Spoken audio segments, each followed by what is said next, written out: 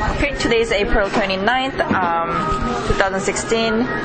We are doing the interview at Starbucks and at Wellesley and Yonge Street, and the identifier number is TS6013, TS6013. So thank you for agreeing to participate in the interview, and it should take about 1 to 1.5 hours, depending on how much you have to say, and you don't have to answer any question you don't want to, and you can end the interview at any time you wish. And you'll be provided with an honorary of $25 for your time. So are you currently supervising somebody? No, not. Okay, when was the last time? I supervised for 1 year from let me think now, from March 2009 to March 2010. Okay. Is this your first time? That was my first time, yeah.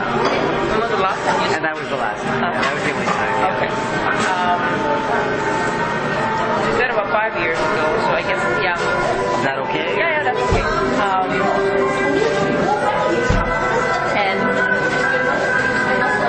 Where are you from originally? Toronto. Okay, is that where you grew up? Yes. Okay, do you have your family and friends here? Yeah.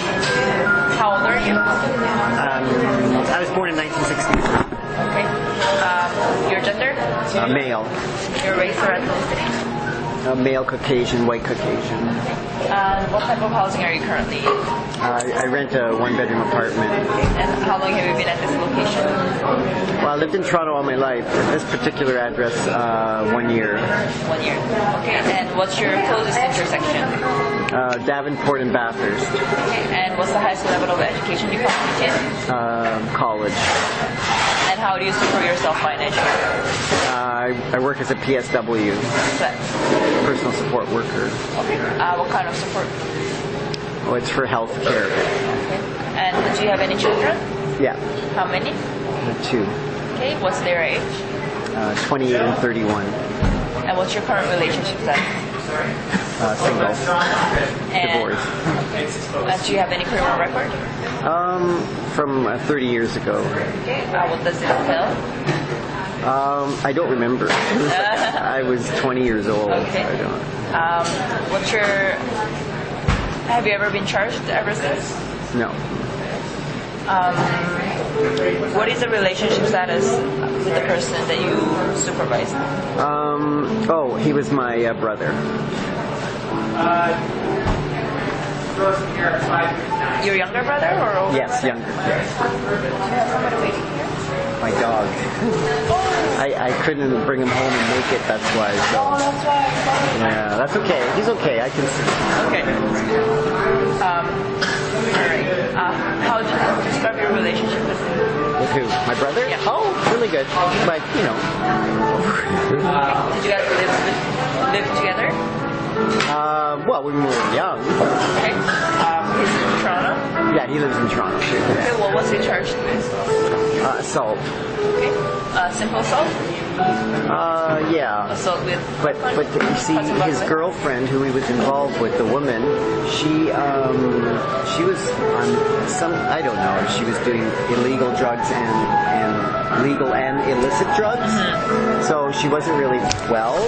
So when they broke up, and I guess she didn't, they broke up very badly, and so she wanted to get back at him. She charged him with assault because one day they lived near each other, and so one day he was at his friend's house, and a mutual friend, and she came over and started yelling at him, and anyways, so I think they got into a fight, an argument, and then she threw his cell phone off the balcony, and then she called the police on him. That's how. If you want to do the interview outside?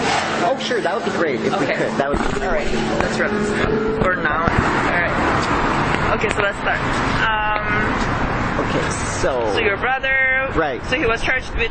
So he was charged with assault, and then what happened is, why he needed my help to get him to bail him out is because she then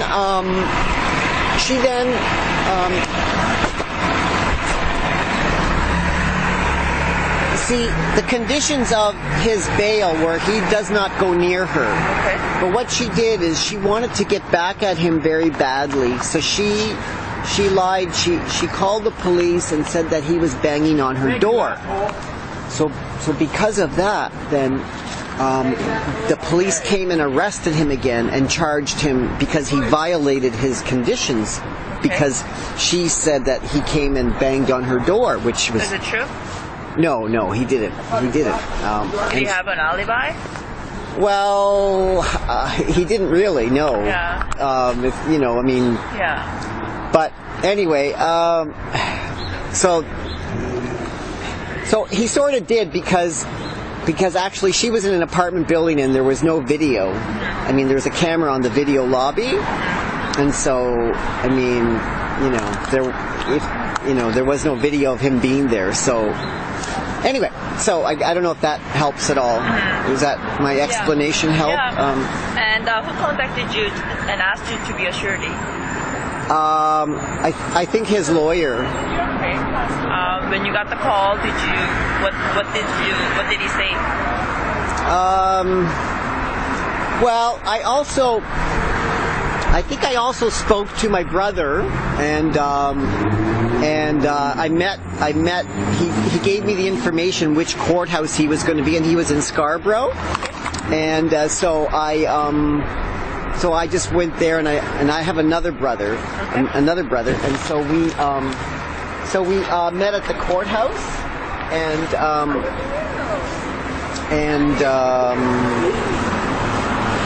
yeah, so I guess I spoke to the Crown, and so when he called you, he was at the police holding cell? Oh no, when he called me, the police arrested him, and the day before. That's why the next morning, my other brother called me and said, "Oh, can you come and can you come down because they arrested him?" And so on. So he was in jail, when he was overnight. And is this his first charge? I don't know, honestly.